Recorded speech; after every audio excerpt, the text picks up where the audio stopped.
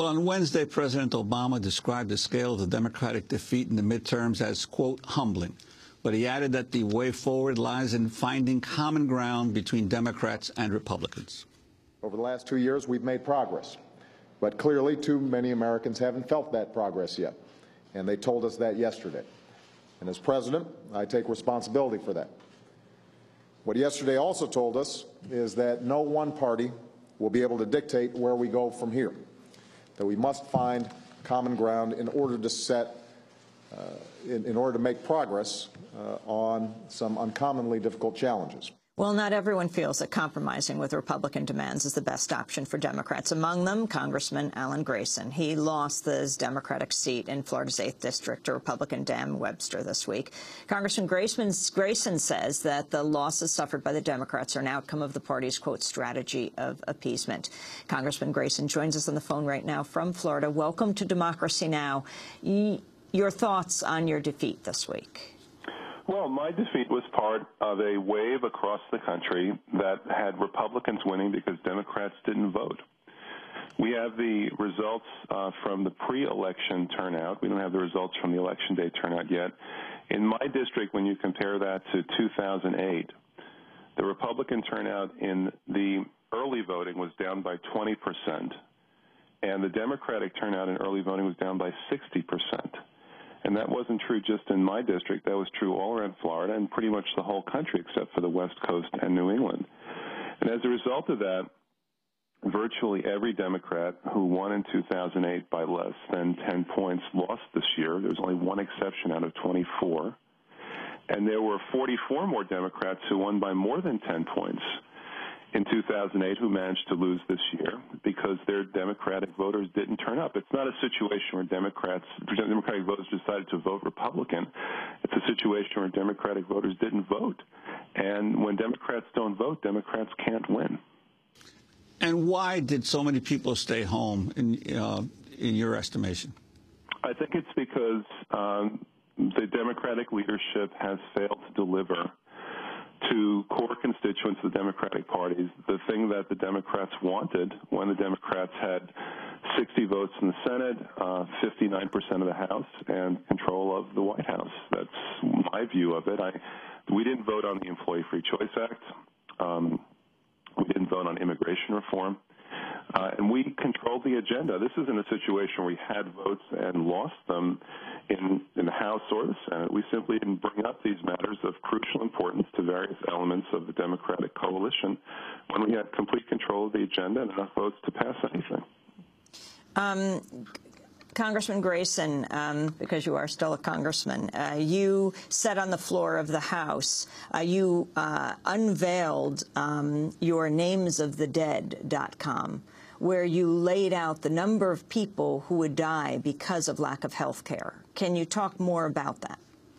Well, I think that the right wing continues to be in denial about this basic fact that over 40,000 people die in this country each year because they have no health care. If you take two people who are absolutely identical, same age, same gender, same race, same smoking history, same weight, and one of them has health insurance and one of them doesn't, the one who does not have health insurance is 25% more likely to die each year. So the result of that is that we have 40,000 people around the country who die without health care, 100 in my district alone. We have 100,000 people in my congressional district who have no health coverage, almost half of whom are Latinos, by the way, because while Florida has the second highest rate of people without health coverage in the country, 20%, among Latinos in Florida, it's 40%. And you have people dying because they don't have health care. And I sit in amazement and watch Republicans and right-wingers obsess over whether to build a Muslim health club in Lower Manhattan, while we see our health standards dropping precipitously day after day, month after month, and year after year. We are now 50th in the world in life expectancy, just above Albania, which is 51st. After Albania went through a half-century of communist dictatorship, we're right on par with them. And particularly in the area of health, by objective standards, time after time you see us dropping in international rankings, but also in the areas of education and the areas of income. In every area that you can think of, the American numbers keep dropping, and we keep being preoccupied by what the right regards as really crucial questions, like where is the president's birth certificate? Congressman Grayson, just on this issue of health care, you said on the floor of the House that the Republicans' health care plan involved wanting people to die quickly, apologizing to the dead and their families that, as you said, we haven't voted sooner to end this Holocaust in America. Well, I mocked the absence of a Republican health care plan.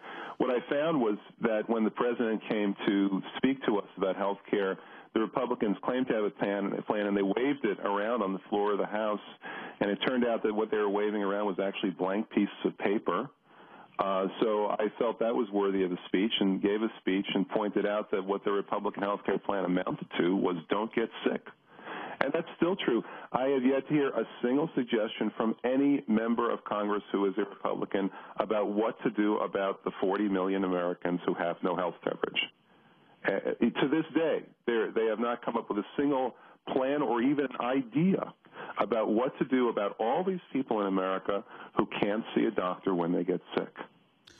Well, and yet now you have the reality that with the Republicans controlling the House, the likelihood of being able to get any of the progressive planks of the Democratic Party through the Congress become dimmer. What's your counsel to those Democrats who are still there? Because obviously the Progressive Caucus didn't lose nearly as many folks as did the Blue Dog Democrats. How they should move forward in the next 2 years? By exposing the Republicans as obstructionists who have no solutions to anyone's problems. You know, the words bipartisanship and cooperation have become code words for appeasement and capitulation. We gave the Republicans over 100 amendments to the health care bill. They remain implacably opposed to it. Not one Republican member ever said to anyone in the Democratic Party, if you give us X, Y, and Z, then we'll vote for this bill. Instead, they took X, Y, and Z as concessions on our part and then voted against it anyway. And this is something that the American people just don't seem to see or understand because we don't publicize it. I saw effort after effort after effort for the past 2 years in the silliest ways possible to keep matters from coming up to a vote and to stall and to procrastinate and to prevaricate on the right-wing side. And they were never exposed for it. I remember one day we had the largest number of votes in history in a single day. We voted from morning until late at night. And the reason for that is that every time we had a vote, the Republicans insisted on a recount. So we ended up, instead of having something like 35 votes, we ended up having something like 70 votes, simply because the Republicans literally wanted to waste our time asking for a recount every single time on every single vote. I lived through that. I didn't see it on Fox. I didn't see it on CNN. But I had to live through that knowing that the Republicans were consciously wasting our time, stalling, hoping to drag it out, and not being called to account for it. And I can give you other examples, too. There was one day when dozens of Republicans pretended to have forgotten their voting cards. So they'd all have to vote by hand, and every 5-minute vote became a 30-minute vote. Well, Congressman Alan Grayson, some might say now, and we only have a minute, that you certainly could not be accused of being an appeaser, but you also were defeated. So other Congress members might take the opposite lesson from your approach. Your war is making you poor act. You did attract 50 co-sponsors, introducing the Medicare You Can Buy Into Act that would allow people under 65 to buy into Medicare. You went for it.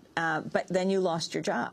Well, everybody did. I mean, if you look at how things went last time, of the 34 Democrats, sorry, of the 24 Democrats who won by 10 points or less, and I won by 4 points last time, of the 24 Democrats who won by 10 points or less, 23 of them lost. And this is true of Blue Dogs, New Democrats, the Progressives. If you won by 10 last time or less, you lost this time, with only one exception. And then, in addition to that, another 44 Democrats lost last time after they won last time by more than 10. The neighboring congressman to my east won by 15 points last time, lost by 20 points this time. Will you run again? A 35-point swing in 2 years. Will you run again? Oh, I don't know. If people want me, then they can have me. But, well, I want to thank you very much for joining us, Congressmember Alan Grayson, speaking to us from Florida. He represents half of Orlando. This is Democracy Now!, democracynow.org, the War and Peace Report, as we turn now to our last story.